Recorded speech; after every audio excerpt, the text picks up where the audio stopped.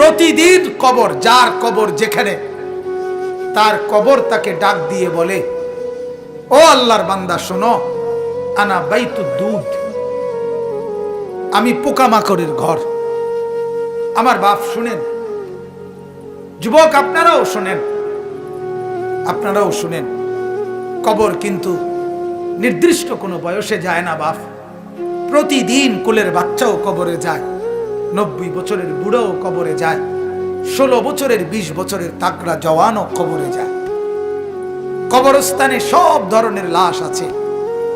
এজন্য কবর ডেকে বলে, ও আল্লাহর বান্দা, আমি পোকামাকড়ের ঘর। সেই ব্যক্তি যে একটা মশারি ছাড়া, একটা সামান্য মশার কামড় সহ্য করতে পারো না, একটা মশা কানের কাছ দিয়ে গেলে তোমার ঘুম ভাঙ্গা যায়, মশারি টাঙ্গাও, কয়েল জ্বালাও, অ্যারোসল লাগাও, এত কিছু করে তুমি মশার একটা আওয়াজ থেকে, কামড় থেকে বাঁচতে চাও। হায় আল্লাহর বান্দা, তো বছরের পর বছর, শত শত বছর কবরের মধ্যে এই পোকামাকড়ের ঘরে কেমনে থাকবে?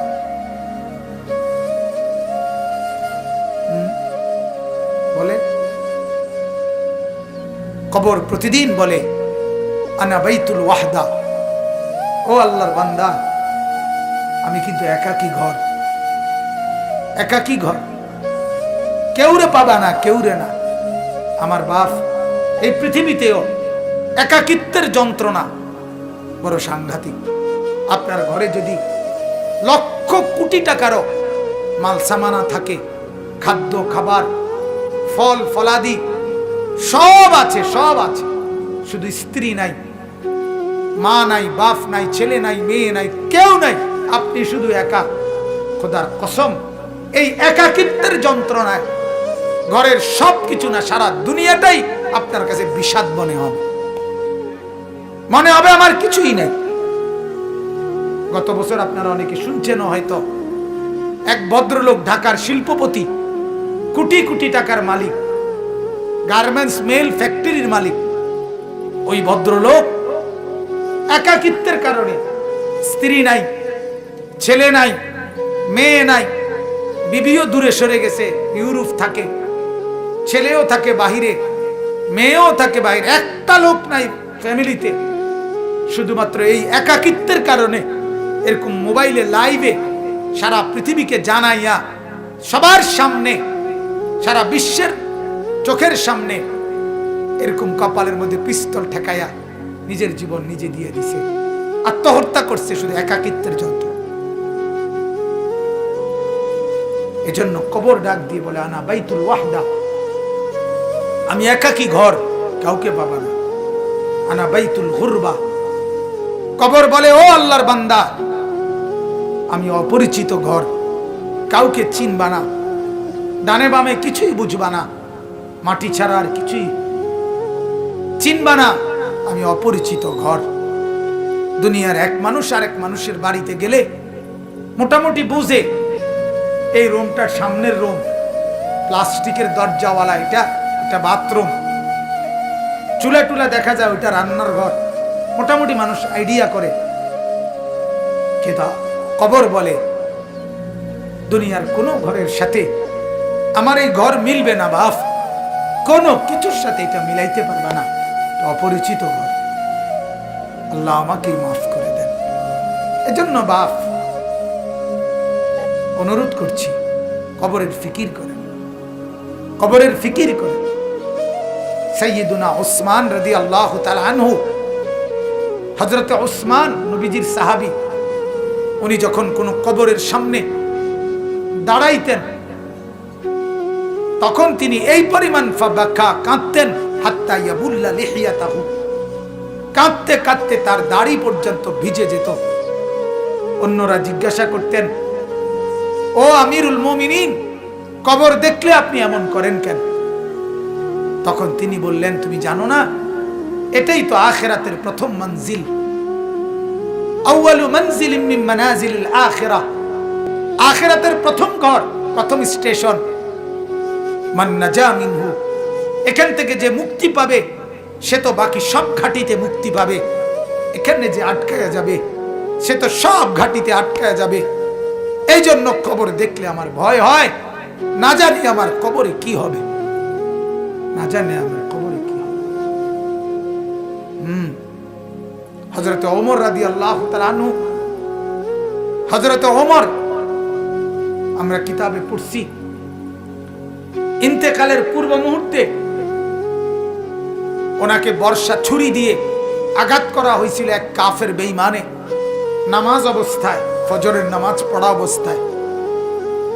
ওনার এমন হালাত হয়েছিল, 3 দিন উনি মুখ দিয়ে কোনো খাবার দিলে এদিক দিয়ে বের হয়ে যাইত, ওষুধ পানি সবকিছু। এইভাবে ছুরি দিয়ে গাই দিছে ওনাকে 8-10টা। এরপরেও হযরত ওমর রাদিয়াল্লাহু তাআলা এই অবস্থায় মুমূর্ষ, তখন তিনি চকির মধ্যে, খাটিয়ার মধ্যে ওনাকে শোয়াইছে, আর সবাই কাঁদতেছে। উনি তখন চোখের পানি ফেলে দিয়ে হযরত ওমর তার ছেলে আব্দুল্লাহকে বলছে, আব্দুল্লাহ, আমাকে তুমি চকির থেকে, খাটিয়ার থেকে মাটিতে নামাও, আমি কবরে যাব কিছুক্ষণের মধ্যে, আমারে মাটিতে নামাও, আমার গাল মাটির মধ্যে ঘষা লাগাও, দা খাদ্দি আলাল আরদ, আমার গাল মাটিতে রাখো, আমারে মাটিতে ফেলায় রাখো, আসা রব্বি আন ইয়ারহামানি, যেন আমার আল্লাহর একটু দয়া হয়, আল্লাহ যেন আমারে মাফ করে দেয়। যেন আল্লাহ বলতে না পারে, ওমর মরার সময়ও ঘাটে উঠতে রইছ, অহংকার করছিস, এটা যেন বলতে না পারে। এই ছিল সাহাবায়ে কেরামের ফিকির ভাইয়া, ফিকির। হ্যাঁ, হাদিসের মধ্যে আল্লাহর নবী সাল্লাল্লাহু আলাইহি ওয়াসাল্লাম বলছেন, কসম, হাদিস এটা, নবীজি বলেন, কোন নাফরমানের লাশ যখন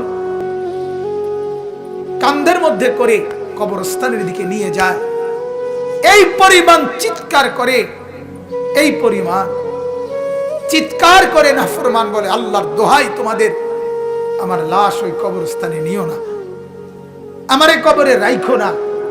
আল্লাহর নবী সাল্লাল্লাহু আলাইহি সাল্লাম বলেন, মানুষ ব্যতীত আল্লাহর সব মাখলুক ওই চিৎকার শুনতে পায়, ওই চিৎকার শুনতে পায়। এই কবরে যাওয়ার আগে চিৎকার, লাশের চিৎকার। আল্লাহর নবী সাল্লাল্লাহু আলাইহি সাল্লাম বলেন, যদি ওই নাফরমানের চিৎকার তোমাদের কানে একবার শুনতা, তাহলে পৃথিবীর কোন মানুষ কোনদিন কারো লাশ খাটের মধ্যে কান্দে নিত না, কারণ যদি চিৎকার মারে এই ভয়ে, তাহলে রাস্তায় পড়ে থাকতো লাশ, কুকুর আর বিড়ালে খাইত। হাদিস আমার বাপ। অতএব কবরের ফিকির করে। আল্লাহর নবী সাল্লাল্লাহু আলাইহি ওয়াসাল্লাম মৃত্যু পর্যন্ত নবীজি নিজে নিজে, আল্লাহর নবী সাল্লাল্লাহু আলাইহি ওয়াসাল্লাম 5 ওয়াক্ত নামাজের পরে নবীজি যে কয়টা জিনিস থেকে পানাহ চাইতেন, আল্লাহর কাছে মুক্তি চাইতেন, তার মধ্যে একটা হলো কবরের আযাব। আল্লাহুম্মা ইন্নী আউযু বিকা মিন আযাবিল কবর, আল্লাহ কবরের আযাব থেকে বাঁচান। অমিন ফিতনাতিল কবর, কবরের মুসিবত থেকে বাঁচান।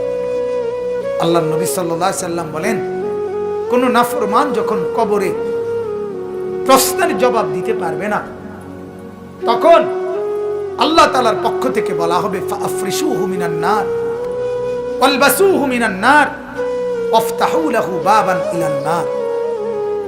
ও ফেরেশতারা, এই নাফরমানের কবরে জাহান্নামের বিছানা বিছায় দাও, জাহান্নামের পোশাক পরায় দাও, জাহান্নাম বরাবর দরজা খুলে দাও।